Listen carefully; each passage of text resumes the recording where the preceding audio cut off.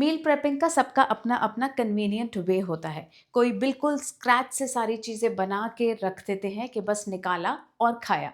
I think वो शायद bachelors या जहाँ सिर्फ कपल्स रहते हैं वहाँ पे फिर चल सकता है।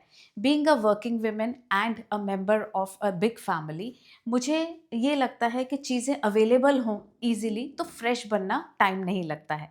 तो उसमें सबसे पहला काम जो मैं करती हूँ हमेशा एवरी वीकेंड, मैं स्प्राउट्स और छोले या चने में से एक चीज़ हमेशा बॉईल करके रखती हूँ। दैट मीन्स मेरे फ्रिज में आपको स्प्राउट्स एंड साथ में वाइट या काले चने में से एक चीज़ मिलेगी जिसमें मैं स्प्राउट चाट्स, टिक्की कुछ भी इजीली बना लूँ। सेकंड चीज़ जो हमेशा मैं रखती हूँ वो है घर का पनीर।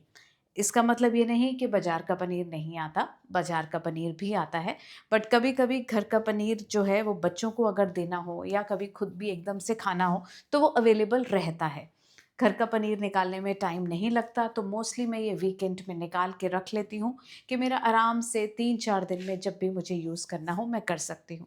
यहाँ पे एक बहुत अच्छी ट्रिक है, जब भी दूध को बॉयल आने वाला होता है उस टाइम पे गैस की फ्लेम को लो करने के बाद यहाँ पे मैंने सिर्फ थोड़ा सा साइट्रिक एसिड डाला है, दैट इज़ इट। कोई विनेगर नहीं, लेमन नहीं, कुछ नहीं। और फिर आप देखिए दूध इजीली कडल हो जाता है और यहाँ पे मेरा पनीर रेडी हो चुका है। थोड़ी देर के लिए मैं इस पे हैवी वेट रख दूँगी कि जितना भी वाटर है वो निकल जाएगा और इसे मैं एयर टाइट कंटेनर में डाल के स्टोर कर लूँगी। तो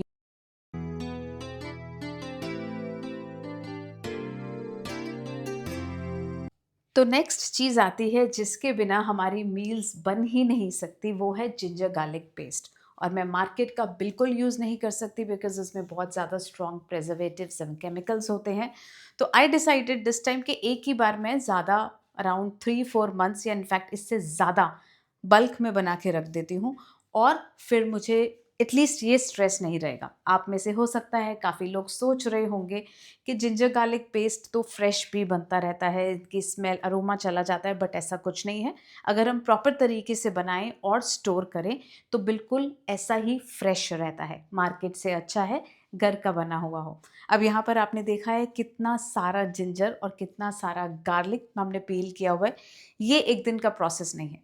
लास्ट 1 वीक से thanks to my mother in law वो लगी हुई हैं, वो गार्लिक इतने सारे पील कर रहे हैं।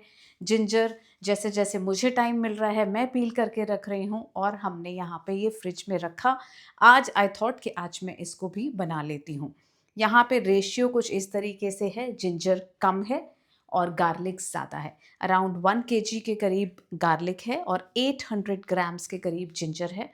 साथ में मैंने डाला है थोड़ा सा ग्रीन चिलीज और इसके साथ सॉल्ट अलोंग विथ ऑयल। जो सॉल्ट और ऑयल है वो प्रेजर्वेटिव्स का काम करता है जिससे इसकी फ्रेशनेस भी बढ़ी रहती है और ये ख़राब भी नहीं होता है। अब आप देखिए ये जार भर के मेरा जिंजर गार्लिक का पेस्ट रेडी है। आई थिंक 4-5 मंथ्स आराम से सॉर्टेड है मेरे। और अब यहाँ पे मैं इसको 2 बैचेस में डिवाइड करूँगी। 1 या 2 बॉटल्स जो मैं नीचे फ्रिज में रखूँगी, जो मेरे इंस्टेंट अभी काम आ जाएंगी, 1 महीना मेरा चल जाएगा।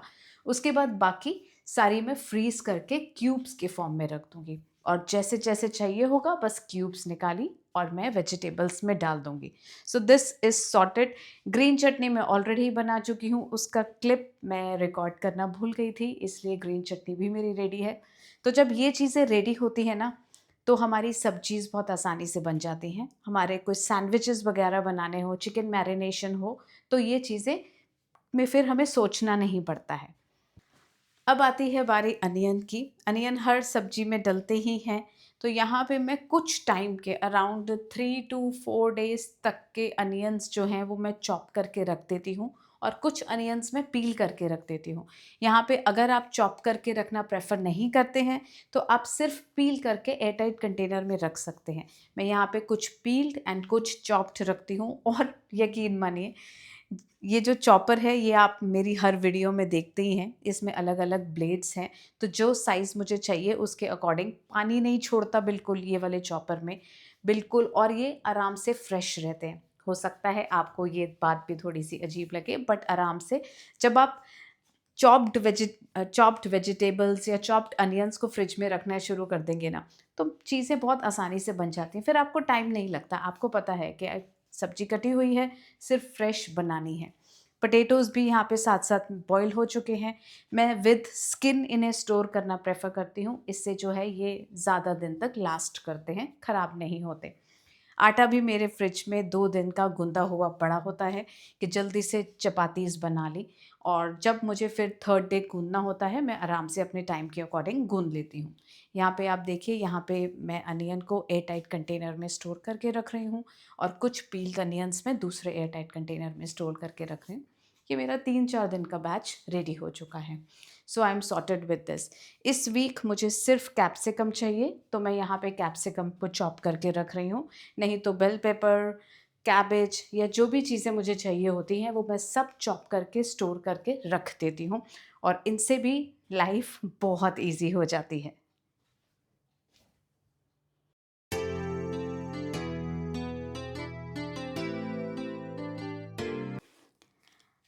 तो अब फाइनल क्लिप में देखिए, ये क्यूब्स हैं, सिलिकॉन ट्रे में आराम से स्टोर हो जाती हैं और आराम से निकल जाती हैं। मेरा ये पूरा कंटेनर रेडी है। तो हो गई जी, आपसे बातें करते-करते मेरी पूरी मील प्रेप रेडी। मिलती हूँ आपको नेक्स्ट वीडियो में। ज़रूर बताइएगा कमेंट करके आप मील प्रेप कैसे करते हैं। चलिए नेक्स्ट वीडियो में मिलते हैं। Till then bye bye, take care.